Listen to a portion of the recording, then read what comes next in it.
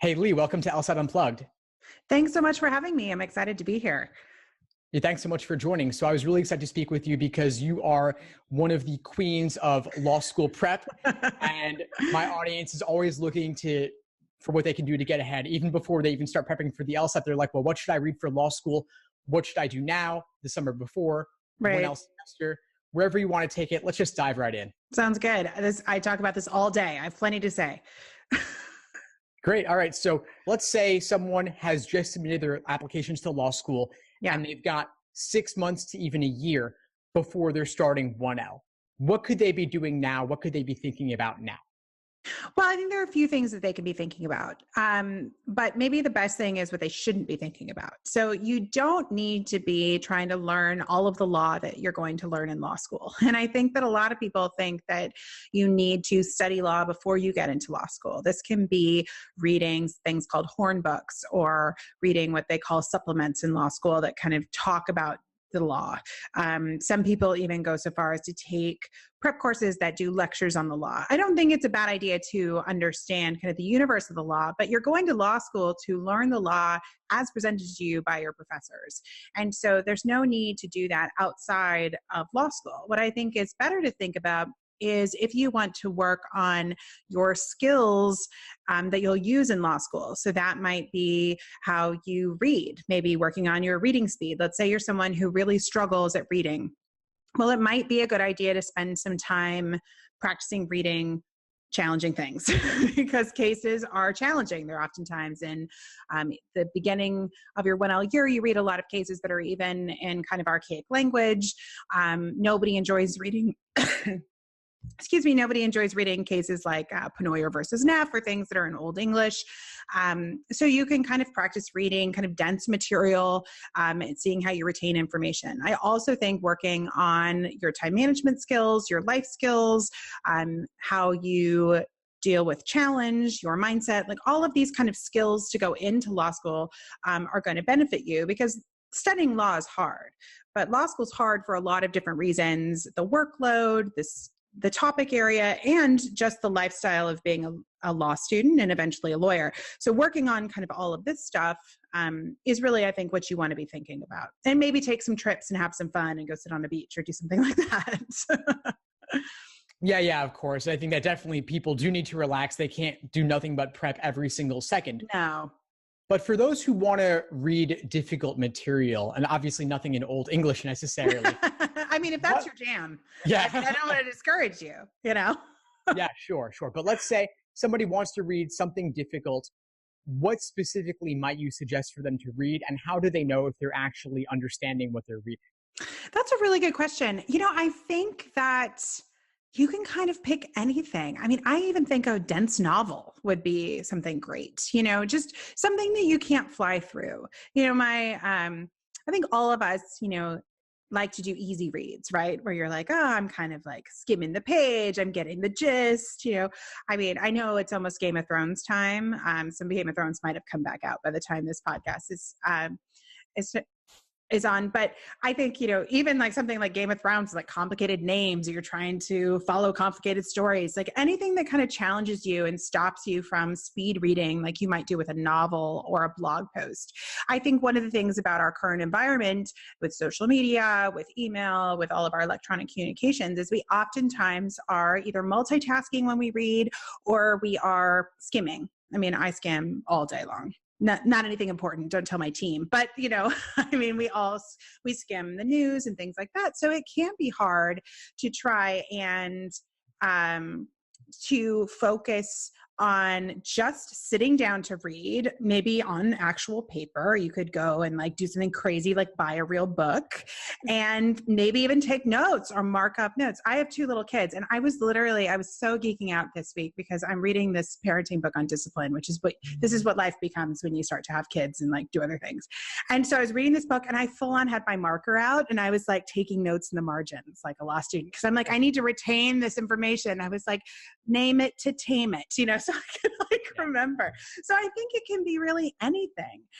But you want to just get into this idea that you can sit in one place and do something focused. And then maybe you can even challenge yourself to tell a friend or your partner or even your dog, if you don't have anyone in your house, what you read about. Because I think that idea of taking in information and then processing it and then saying it back is very challenging sometimes. And sometimes I think we don't even appreciate that we're not retaining what we read. Another example of this is I've been listening. I have one of my kids is a baby, so I do a lot of like walking around with the baby because I live in San Francisco, and so I've been listening to audiobooks, which makes me feel like a 60-year-old lady walking around listening to my audiobook, but it's like the only way I get to like read right now. And I was listening to a book by this behavioral psychologist that I thought was just fascinating. And came home to explain to my husband what I had heard, but I am not an auditory learner. And so terminology and retention of new words and new phrases is very hard for me if I don't see it. So I could barely explain. I was like, I listened to this book. It was amazing. So there's a part of your brain like over here, I can't remember what it's called, and he was just laughing at me. But I realized, from a study perspective, if I was in law school, that would have been a great sign that I shouldn't just be listening to lectures because I wouldn't be able to retain that information. So kind of just being aware of how you are interacting with stuff, I think can be really powerful in getting you ready for the law school experience. That's such a great insight. Yeah, if you can't explain it to somebody else, then you may not have fully absorbed it. Yeah. And I can imagine auditory stuff, if you're doing other things at the same time, oh yeah, it's easy to get distracted. So not for anything too dense necessarily. Right. I think that, all of this stuff is just more about being aware of how you, not only can absorb information, learn things, retain things, but also just how you react to something being challenging. It's humbling to do something or to read something that is not easy for you. Right. I find I'm reading a lot about this kind of behavioral psychology and a lot about this neuroscience because I find it really interesting, the power we have over our brains, about how children have over their brains, about adults, how we can change ourselves. I'm totally nerding out. I'm like 3 books, but I still, if you quizzed me on a lot of the terminology, I would have a terrible time because it's not something I'm comfortable with, but I'm interested in it. So I'm going to keep trying. It's not my background. And so doing something where you're not really good at it, learning about something new, taking a class that you're not good at, take pottery.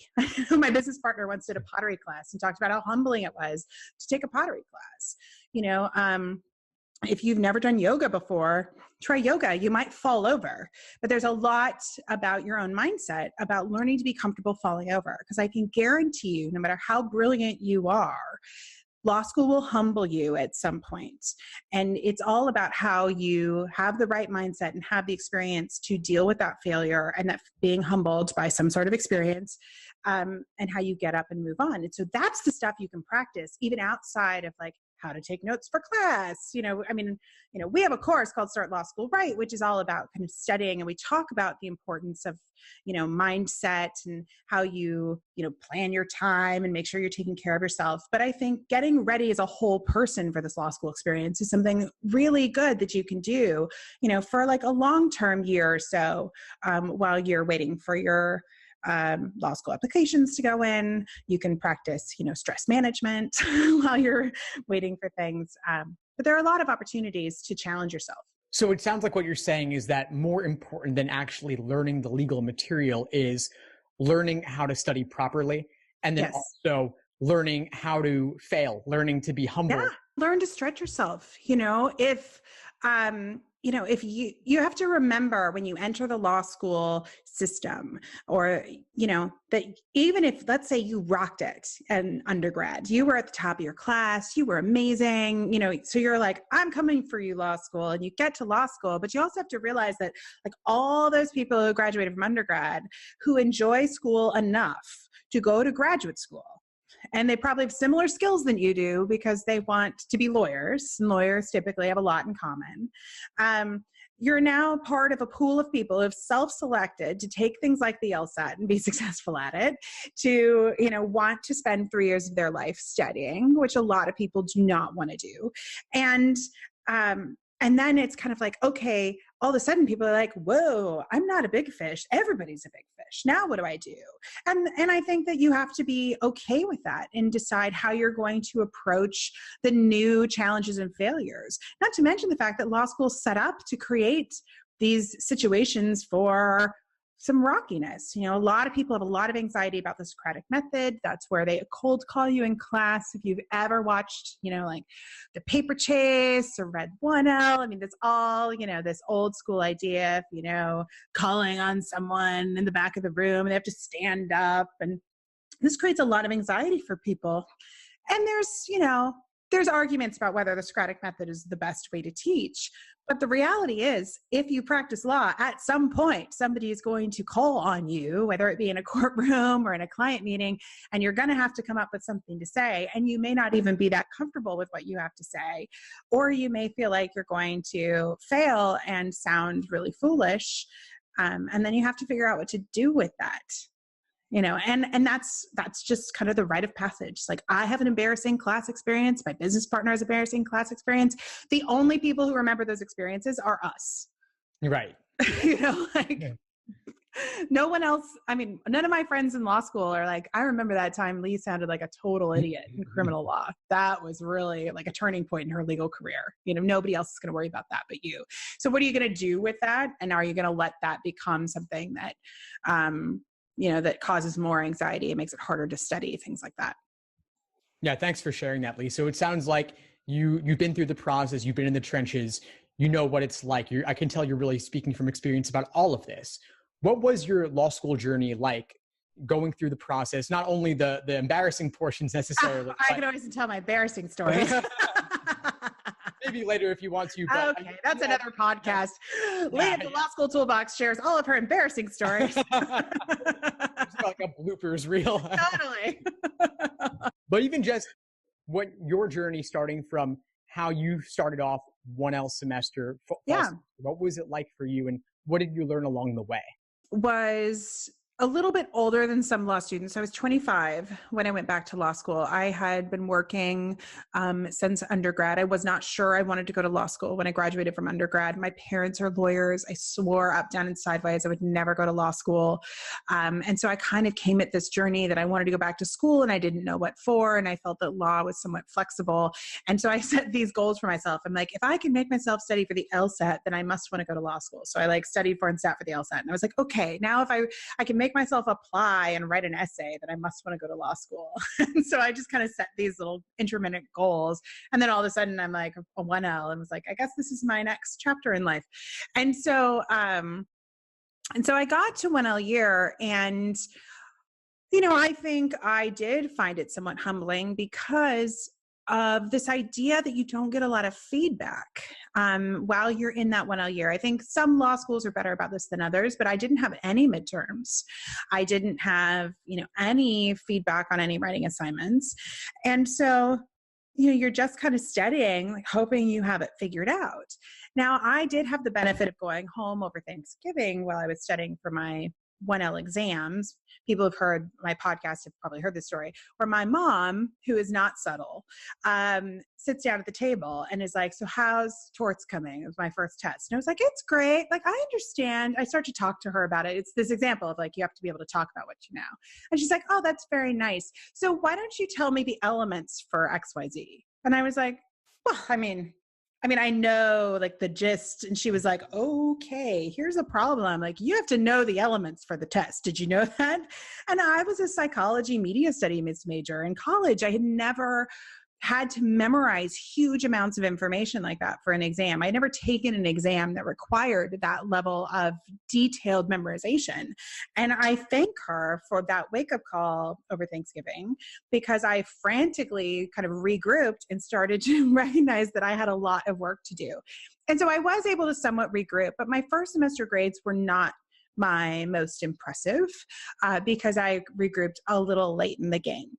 And that's just because it's so different. That when we work with students in our one-on-one tutoring programs and in our Start Law School Write program, we make sure that you understand what it's like to write an exam answer, because to understand the end game is very important. So I didn't understand the end game until I was really, through the first semester. Then I was like, hey, I need to get my act together. So the second semester, I really kind of upped my game. I now understood the end game. I studied in a more productive way. I had better outlines. I did a lot more practice. And then all of a sudden, I'm performing much better in my class. Join the law review, start doing on-campus interviewing, get a big law job, offer for my second semester summer, and then kind of continue through law school. I was the managing editor of the law review.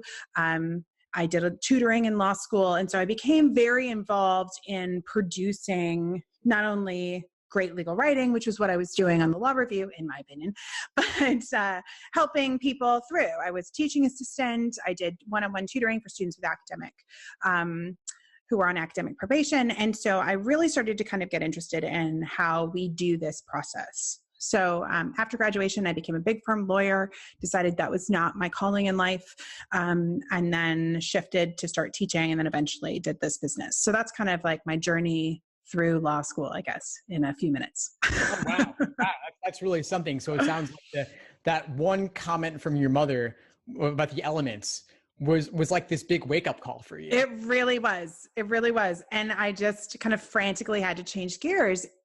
And I think that it's not that uncommon that people have to have some sort of wake up call. I think that some schools are being better about being very honest about what you need to do for these exams. But I think that you can get so caught up in the day-to-day grind of law school, which is reading cases and briefing them and going to class and, getting cold called on and sitting in your study group and, arguing over hypotheticals and, kind of thinking outside the box, that I think we can forget, because you're not studying for, intermittent exams like you would maybe in an undergrad class, that there's an end game. And the end game is they hand you a fact pattern most of the time, and you have to have all this law memorized then that you can recall and apply to that fact pattern. Because what thinking like a lawyer is, you hear this term a lot when you enter the law school experience. You have to learn to think like a lawyer. Well, anyone can memorize elements, right? I mean, just about anybody. You don't have to go to law school to memorize a list of things. What lawyers are taught to do is take that list and take a set of facts and apply those elements to the facts and be able to argue in the alternative when there are gray areas of ambiguity. That is what law school is really teaching you. So when you're in class and your professor is talking about what the plaintiffs argued and what the defendant argued and how one judge thought it should be this way, but the other judge wrote the dissent and thought it should be this way. This is ambiguity. This is the gray area. This is the fun stuff that makes the law interesting. But we don't really focus on that sometimes in law school. And what they're trying to test is, can you get a fact pattern and find that ambiguity, argue both sides, and show that this knowledge of the law can be applied to these facts? So I think what a lot of students do is they think, all I need to know is know the law. And that's wrong. Very interesting. And I love what you're saying about the mindset, the way of thinking, because so much of this, of course, translates over to my side of things with the LSAT. I can definitely see the parallels there.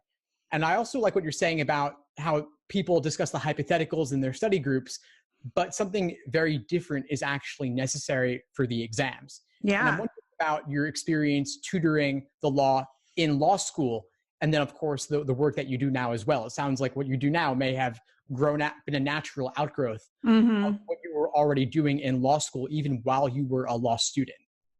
Yeah, I mean, ironically, I've been teaching people to take tests for a while. I was an SAT tutor in law school. That was my part-time job. So, I think I find exams and studying for exams interesting. I don't know why. Luckily, I found other people who find it interesting, who want to work with me. But, I think that you do have to learn how to do this application part. And it is a little, the LSAT is such a different beast than some of the other exams, because they're trying to test reasoning, and they're trying to needle in, and you can correct, much more about this than I do, but needle into the areas that they think will make you good at the end game of this thinking like a lawyer, and so these fact patterns and things that you do in law school, executing them, and being able to kind of think about them is one thing. And that's probably what happens in a study group. You and I are in a study group together, and we've just learned homicide in our criminal law class. And so we're sitting around, and then, we usually say, okay, well, what if the guy had a gun, but was like standing on his head, and then there was a dog, and he shot the dog, and the bullet went through the dog and like hit a person, what kind of murder is that? And so and which sounds crazy, but this is totally what law students end up doing, because you keep, you take all these crazy ideas and I totally did this, like walking around with friends, you have like enough information to be totally dangerous, I think. Yeah. But what you have to do in an exam is you get a fact pattern. It could be wacky too. Law school exam fact patterns are typically pretty wacky. But you take that wacky fact pattern and you have to methodically do an analysis. You have to say, murder is the unlawful killing of a human being with malice and aforethought. First degree murder, and you have to be like, why is this or not first degree murder? And you methodically have to go through it using a framework of writing called the IRAC, which is Issue, Rule, Analysis, Conclusion, which is a formula for writing on legal exams. So what happens in your study group is everybody gets excited about the law and you might be debating things. But what happens on the exam is you have to be able to take all that debate you've done, make it very focused, and answer the question asked by the professor using the fact pattern, and then write it in this formula that lawyers and law students and law professors, all have to basically use, that can be very foreign when people join the legal profession. I mean, I considered myself a good writer when I came to law school, and my first legal writing assignment didn't go particularly well because I wasn't used to writing in this new formula, and I had to change myself to meet this requirement. Now it's second nature, but it wasn't in the beginning. That's really interesting. So law school requires this regimented way of thinking and writing and analysis that people haven't necessarily ever done before. And then even within law school study groups, they might kind of go off the rails a little bit with crazy hypotheticals. And so I gather that what you're doing is kind of bringing them back on track for what they need for the exams. Yeah, I mean, hey, it can be fun to sit around and noodle on this stuff. But when you're working with other students in a group, you always have to be aware that you all have the same amount of knowledge. So, if you're all noodling on an answer and you feel really confident about it, I would recommend, if you're making a big decision on how some things should be handled, you go talk to a professor about it to get some feedback, because you're still, a first-year law student. You just because you've read some cases on homicide is totally different than really being an expert in it or understanding it. I do not claim to be an expert on homicide, but my dad has been a criminal lawyer his whole life. He would be much more of an expert. So if I had questions about how things really function in the real world, I would talk to him. So I think it's also just appreciating where you are and getting the feedback and the help that you need. I think why students are interested in working with my team, which offers one-on-one individualized tutoring for law students, is that they can get some of that feedback and that dialogue from someone who has a bunch more knowledge within the safety of we're not their professors. We're not grading their exams. We're not, there's no silly questions for me. It's like a safe space. And we can answer the questions that you maybe feel embarrassed to ask. We can also help you solve some of the issues that you might be having, regarding time management, or maybe you're sitting in your study group and you feel like everyone's getting it, but you're not. Then what do you do? If you feel like you're working on outlines and they're not helping you answer your exam answers, what do you do? And that's kind of where I think we fill that gap, is being your kind of person who can guide you through the rest of that experience to hopefully get you where you need to be, because we understand the end game, even including the bar exam end game, which is a totally different beast than the law school end game. Well, it sounds like you're offering a great resource for law students. And this is the Start Law School Right course that you're referring to. So yeah, we have a few different offerings on the Law School Toolbox. For pre-law students, so students who are kind of 0 Ls, you haven't necessarily started law school, we have something called Start Law School Right, which is an on-demand course that walks you through kind of what we think is the universe of law school. So we read a case, we do a mock classroom Socratic method. So if you really want to be entertained. My business partner, I think I'm the student. I think she gets to be the professor. and so, you can you follow along. We talk about taking notes. You take notes from that lecture, and then you turn those notes into an outline. And again, we're using a small snippet of law, but then you turn those notes into an outline just like you would. And then we talk about something called attack plans, which are things that help you organize the law in a way to apply it to an answer. And then we talk about this IRAC formula, and then we have you do a writing assignment, and then you can interact with our tutors and get feedback on that assignment. So it's somewhat on demand, and it has an interactive element as well, so you get some feedback with an individual tutor. So by the end, you've kind of done the universe, a bite of the universe of what you'll do in an entire semester. And then when you start the semester, it won't be the first time you read a case. It won't be the first time you've listened to a Socratic dialogue, things like that. Our one-on-one tutoring programs are typically for students who are currently in law school, and that we can support all varieties of courses and students throughout their law school experience, depending on when they want some assistance. So sometimes we'll have 1Ls who know that they have maybe some academic history that they're worried about. Maybe they have testing anxiety. Maybe they have struggled with performing on writing exams in the past. So they might want a coach to walk them through it, to give them all that feedback that they're not really getting in law school, to be more confident about the process. And so we can work with students throughout their law school career as well. That all sounds enormously useful to get a dry run of what law school will be like when there aren't the same stakes involved, of course. And I really like that idea of the Socratic method dry run as well. That sounds like it would be enormously helpful to mitigate the stress. Yeah. And, I think a lot of this is just kind of debunking the fear by giving you information about what you need to be doing and letting you have a practice run that has no consequences. I think that's the beauty. None of our stuff will ever show up in your transcript. So. Nice. Very nice. And you also have the Law School Toolbox podcast, right? We do. So we are actually almost to our 200th episode, which is kind of hard to believe. So we do have the Law School Toolbox podcast, which is hosted by my business partner, Allison Monahan, and I. And we talk about a whole slew of things, obviously, for 200 episodes, almost 200 episodes. But there's a lot of information on there for students before they enter law school. So we talk about selecting the right law school for you, what to do over your summer. We just recorded an episode on, interesting books to read before you go to law school, how to memorize information. There's a bunch of information about getting ready for law school, how to move, how to set up your life. And then throughout about the law school academic experience, we have material in there for people about getting jobs and doing interviews. And we also just have stuff that we think is interesting. So we interview people who are doing interesting things.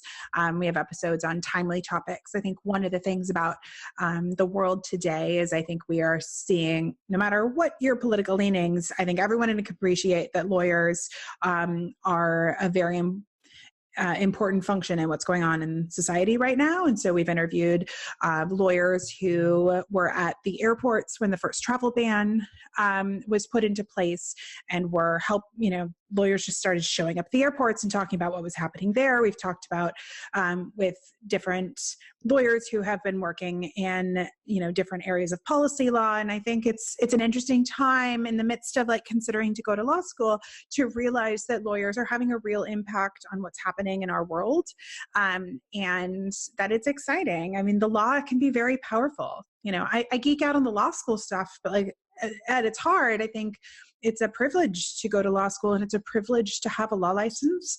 And it's a good reminder for all of us, that a lot can be done with that law license. Amazingly. Well, it sounds like you're offering every resource a 0L or 1L or any law school student could benefit from. So I'm really glad you're try. Yeah, this is great. So the Law School Toolbox podcast, the Start Law School Right course, and then the website I'm guessing is lawschooltoolbox.com. Oh, it is. Awesome. Yes. I got it. Yes. For the win. Excellent. We also have a sister site called the Bar Exam Toolbox. If people are interested in learning more about the bar exam, or if they're worried about that in the future, we do have a parallel project we do called the Bar Exam Toolbox, where we help people prepare for the California and UBE bar exams.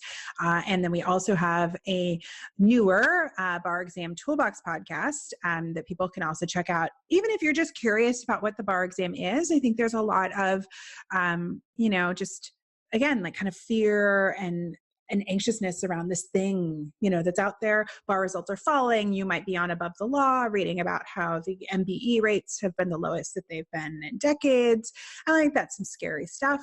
Some people might find it helpful to go and just listen, to an episode where we walk through multiple choice questions on the bar, so you can just get an idea of what that is too. Because I think a lot of this is, you, like the rest of the world, you have to control the noise and decide what you want to listen to, what you want to read, and make sure that, you're kind of staying true to yourself and staying focused on what's important to you.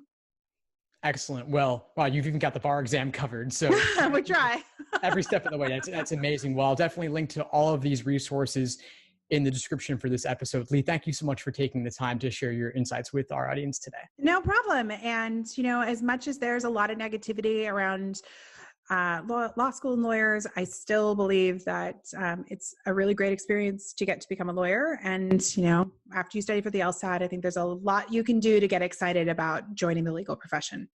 Definitely. Well, it's an important profession. There's a lot of work that folks can do to make a difference. And it sounds like you're helping fuel them along the way. Now we're doing our best. Awesome. The world needs good lawyers. Yeah. So yeah, definitely. More than ever. Well, thank you again, Lee, for taking the time. Really appreciate it. Absolutely.